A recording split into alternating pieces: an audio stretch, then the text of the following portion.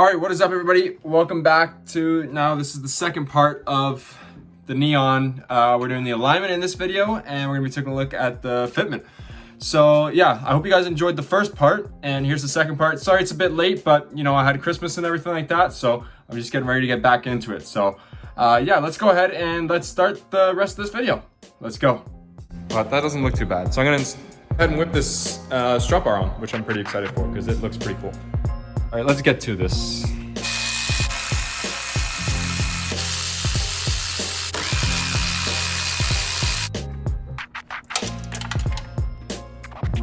Fuck. All right, there's the nuts. My hands are dirty. Now it's time to get this bar on. Sorry for the lighting, I know it's ass. It's really dark in my shop right now because this is just how it is with the hoods up. Can't really see, there's not much light. My headlamp is dead. So let's see here. Oh, I don't need to take all of them off. Oops. Let's get them on there first. There. And there it is. Oh yeah, that looks pretty good. So, I mean, after these, I think the next thing I'm gonna do is get my intake manifold and valve cover powder coated. And then I might look for a new timing cover because this one is fucked. And then my engine mounts. So I might order the mounts when I get home and then start taking it apart for everything to get powder coated later.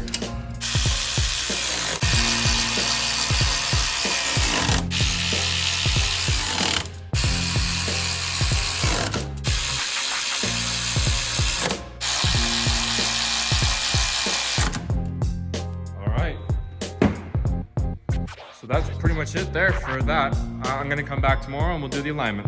But I'm gonna take this thing for a drive right now because I'm desperately wanting to see how much better it handles. Wow, these things are amazing. It doesn't even feel like I'm on coilovers right now. Like, that's so crazy.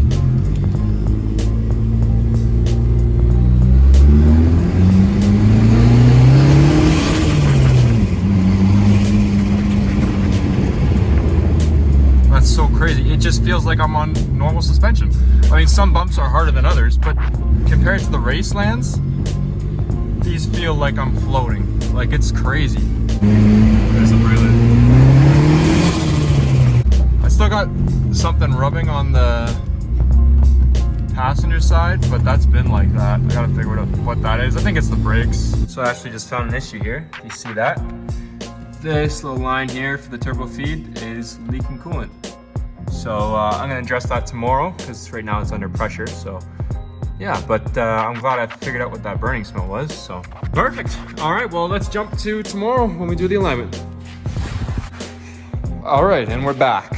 So I just gotta make sure this car is completely straight and then I can get it set up for an alignment. So I'm gonna do that really quick. So I got the car set up pretty much straight, and another thing I'm gonna be looking at when I put this thing up in the air is if we're rubbing anywhere, we're scratching anywhere. Now, I don't think that we're rubbing anywhere a lot worse than we were before. Now, there's definitely something up with this passenger side rear wheel. I gotta check out when it's up in the air. It was making those noises before when I had the race lands on it, but maybe I'm gonna check for a bit more bearing play and see if I can't see anything. But there is one spot I noticed it's rubbing a bit. And that's right here. So you can see here, it's kind of rubbing a bit here. And then you can see it on the tire there, kind of digging in. Right there. Not a huge deal, I just can't drive it. I mean, the suspension's on the softest setting right now. So if I turn that to harder, maybe it'll go. We're gonna see if this works. I've got to push the vehicle backwards. You can't really see, but the way these type of alignment machines work, you push the vehicle backwards and forwards and it gets the reading from that. Well, I think that's for all alignment machines, but this one is a kind of a, it's a weird one where you drag it out. It's a new style, but I don't know, they're not always the best. So I might have this professionally aligned on a proper, rack where it's a drive-on rack, but let's see. I'm only concerned about, this being this close to the ground. If I, bring it backwards, if it hits the ground and messes stuff up. So let's see what happens here. Please push vehicle. Oh my God, that was really close. Let's see here. All right, and then the wheel chock comes in. Like that. Computing data. That was close, but it seems to have worked. So that didn't move at all. So let's see how far out we are in a second here. So like I said, these numbers might not be 100% accurate, but I mean, we're not looking too bad in terms of all things. We're gonna have to align the rear first and then do the front. There's no camber adjustment from the coils on the rear, but I have adjustable arms, so we should be able to get some camber adjustment out of that. So now what we're going to be doing is putting the brakes on the car, putting the e-brake on, and then lifting the vehicle up. So let's do that. And we're gonna start the lift. Let's see. The arms are gonna follow it. That should be good. So we're gonna come over here. We're gonna press OK. Now the arms are gonna go up, and then it's gonna take a look at everything. So let's see what it comes up. Okay, now everything should be proper. So, but like I said, I'll probably take it down to my local guy who does my alignments, just so we can dial it in. And now I want to probably go to inches instead of degrees here. So I have it up in the air. I had to put it back down and readjust everything, which probably threw the alignment a bit off, but it's whatever. I'm gonna be going for, in the back, we're gonna do 1 degree of negative camber, and then toe, we're gonna do a total toe of positive 30. So the wheels are gonna be going, you can see here. So the wheels are gonna be facing in a bit. It's only 0.3 degrees, so not gonna be a whole bunch. But it's gonna help the car track straight. And on the front, we're gonna do 0.2 degrees of total toe. Again, that's total toe, so between both, so 0.15 on this side, 0.15 on this side, which should be within specs, but specs don't really matter because it's a track car, right? And obviously nowhere near factory suspension. So basically I'm gonna work to try to get these wheels to the right camber and toe on the rear first, because you need to align the rear first and then the front. So I'm gonna come back when I get that. It's gonna be a while because I gotta adjust these arms to the same length. So I gotta figure out what my length is gonna be for my camber, and then I gotta measure it with the measuring tape and then copy it to the other side. So I'm gonna do that first and then we'll do the front. Basically, this is gonna take me a while, but because our toe's there and our camber isn't, we're gonna have to focus on adjusting this wheel out so we can get that negative camber. So the bottom's gonna push the wheel, the bottom side of the wheel out, giving us negative camber. So we gotta work on that because we're at positive 1 degrees right now. We gotta work at that first until we're at negative 1 degrees, and then I'll set the toe. And basically we'll do the camber first, so the wheel's all the way out, because if I adjust the toe, I still have to push this out, and I can't, it's gonna be really hard to get these turning at the exact same rate. So I gotta get the camber out first, and then I'll adjust the toe. Once the toe's set, I'll fix the camber, and then I'll fix the toe again because it's probably gonna be off. So it's gonna take me a while, but I'll check in with you guys when I've got this wheel done. Okay, so now you can see I'm good on this side, but I need work on this side. That's because the way that this thing works, at least how it was explained to me, is it takes the total amounts of the rear and, you know, it works with everything there. So I've just got to equal it out between the two of them, go back and forth and get them right just adjusted. And then that way it's gonna be even more perfect. So I gotta back everything off on this side now and adjust everything. I'm pretty happy with that for the passenger side rear. Yeah, it's not the perfect 15 I wanted and -1. But with this machine, it's probably as accurate it's gonna get. So this just gives the guys at the alignment shop I bring it to, you know, a bit of a better, you know, they don't have to do as much work to bring it out to where it needs to be. They just need to drive it on, and then, you know, so I'll let them know, hey, I need -1 degrees of camber in the back. I need total toe of positive 30. And then on the front, I forget what the front's supposed to be. We'll figure that out when we get to that. But now I just gotta work on the left side, and then the front should be good to go. So let's keep our heads down, let's keep working. Okay, so that's actually pretty good. I mean, we're 1 degree off over here. Camber's where it should be, and we're 1 degree off over here. Now, there's no way in hell I'm gonna be able to get that dialed in on this rack because this update's so slow, you can barely tell what you're doing, and I just, you know what I mean? Like I turned around and that changed from 16 to a 15. So it's a bit inaccurate, but I mean, you can see obviously the camber here has changed. Well, I don't think I showed you before, so you wouldn't be able to see, but you can see there's a bit more camber now there. And then we're looking a bit the same here now, which is nice. Now this machine costs $28,000 or $20,000, I can't remember, opposed to, you know, an alignment rack that costs $40,000. So obviously you're gonna have differences. So this is pretty good for when a customer comes in, we do a tie rod, they need an alignment. We can do this and it gets them within a degree. We have 5 degrees of difference. Like you can have up to 5 degrees of difference and it should be fine.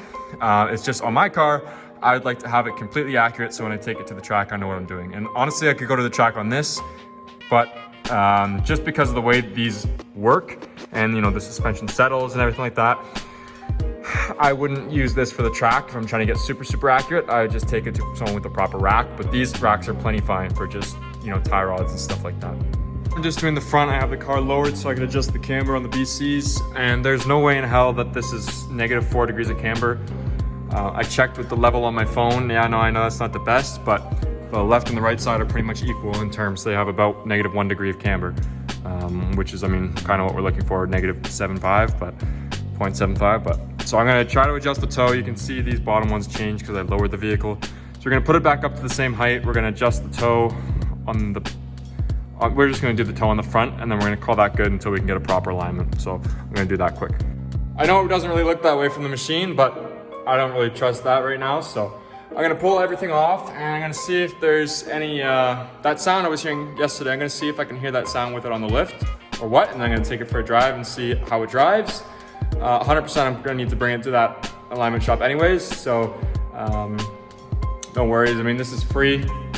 For me, not for my boss, but for me it's free, so I'll just do the $100 alignment, get everything 100% dialed in for the track, and that's no problem. That's not gonna happen until, you know, whatever, until it's nice outside anyways. So I'm gonna pull these off, I'm gonna spin that wheel. If nothing, I'm gonna take it for a quick spin, so let's see. This is about as warm as it gets. Oh, the light came on there. But I don't know if you guys could see my gas gauge, the lights for it are kind of dead. They've been dead since I did the dash, so I think I messed with the bulb socket, or the bulb just went out, so. But surprisingly, no scraping at full lock. I didn't even touch the fenders. It's driving pretty well. Now, does it drive straight is the question, so let's see.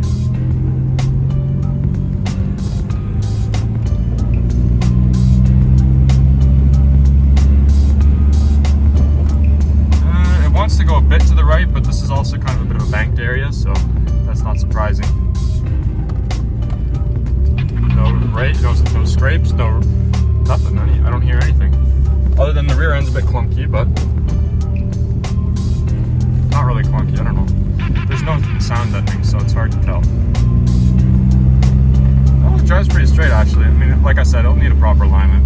Oh, you know what? It's probably all the crap I've got in the trunk making that noise. Because it's pretty quiet. And then you can hear, because I took the heater core out, you can hear a lot of stuff going on. Or maybe I'm rubbing a bit in the back. I probably am rubbing a bit in the back.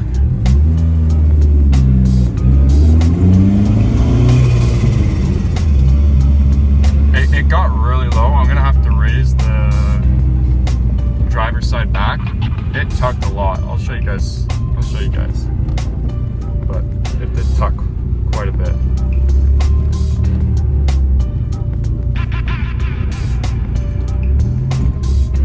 Rubbing a bit on the front. I'm gonna have to raise it up anyways for the new wheels, so yeah, I'm definitely rubbing on something in the back, so, but I guess that's a problem for a different day. It's a bit too late now to take a look at that.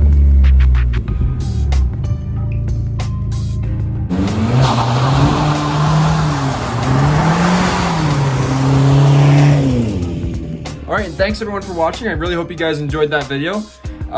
This series, I like it. I'm gonna keep it going, and I'm coming up with more things to do to the car, so it's just getting parts and stuff like that. So the next video I'm pretty excited for. I'm gonna be doing some interesting stuff, so make sure you stay tuned. Yeah, I hope you guys liked that video.